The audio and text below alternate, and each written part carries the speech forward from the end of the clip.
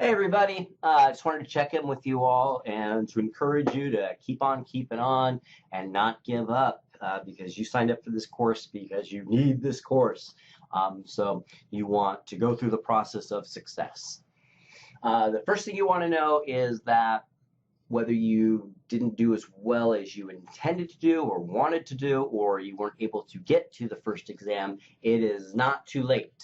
Not too late at all. So what you want to do is prepare for Unit 2, and also go back to Unit 1 for the stuff that you didn't happen to get to thoroughly or at all, right? So if you missed the lecture on salutary neglect, for example, go back to that one, prepare for that, because two reasons. One, the Unit 2 exam will have you respond to blah, blah, blah.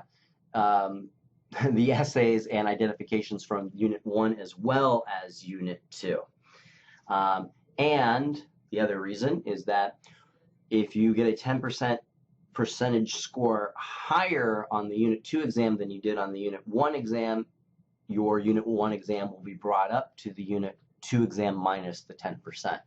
Right? So, for instance, if you earned a 60% on Unit 1 but end up earning a 95% on Unit 2, it's possible, your Unit 1 exam will become an 85%.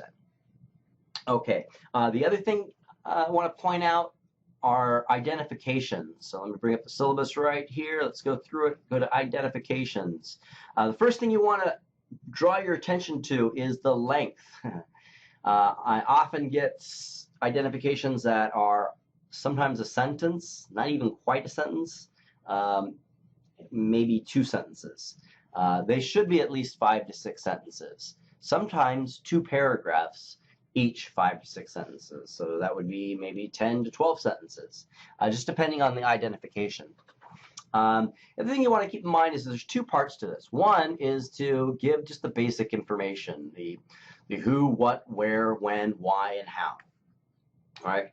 But you also want to include part 2, which is basically, if you just read through that yourself, it's basically asking you to really dive a little deeper than just the Wikipedia facts that you might be looking up, that you really shouldn't be, but you might be looking up. You should be going to the actual assigned material.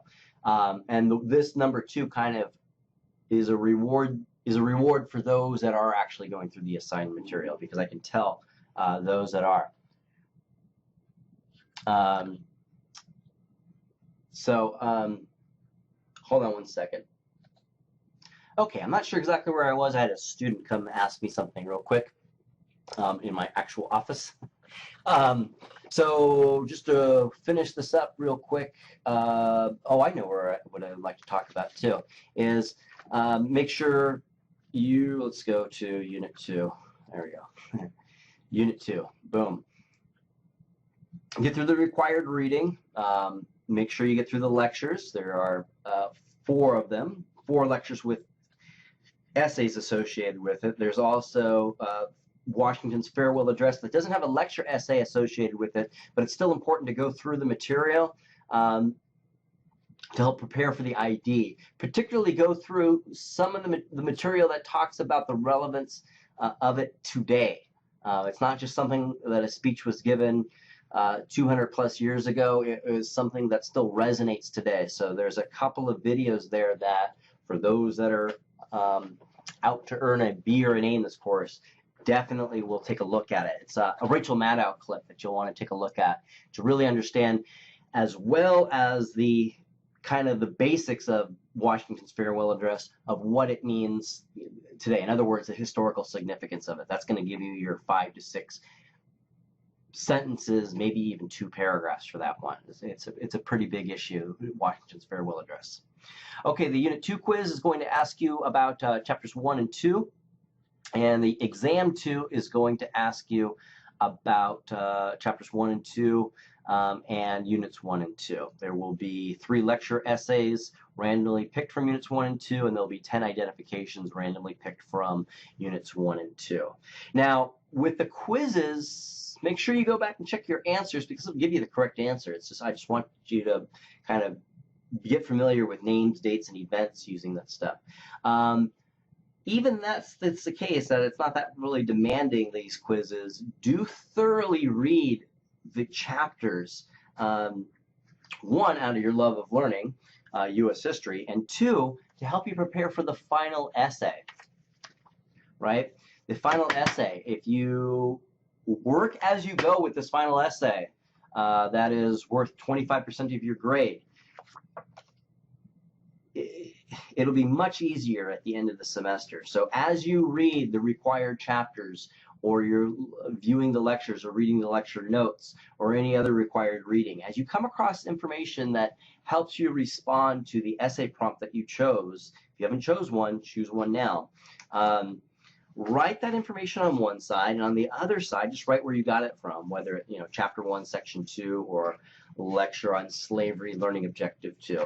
And if you do this, by the end of the semester, you will have a stack of flashcards that maybe looks like this. You could lay it out at the end, and then some of it might be garbage, you just throw it out, and others you could begin to see if you can organize it in a way that makes sense. I guarantee you, if you do this, if you're watching this, hopefully you are watching this, if you do this, this assignment will be exponentially easier, more manageable than waiting till the last second and submitting something that's probably not going to get you a very good grade. So if you've never done this before, and you probably haven't, definitely try this technique out. It will save you a lot of time and a lot of stress. Also, you can do this with IDs and the lecture essays. So on one side, write the ID. On the other side, write some brief bullet points. You don't want to have it just this thing. You just want enough information to where it kind of go, okay, that's what that's about, right? And for the lecture essays, write the actual learning objective on one side, and on the other, brief bullet points to help you jar your familiarity with it. What that will do is when it comes time to the exams, you will find yourself being able to type a little bit more seamlessly without having to refer to your notes constantly, eating up precious time since the exams are timed. Okay, that's all I've got for today. Please contact me if you have any questions or concerns, and I know you do, so contact me. I'll talk to you later. Bye.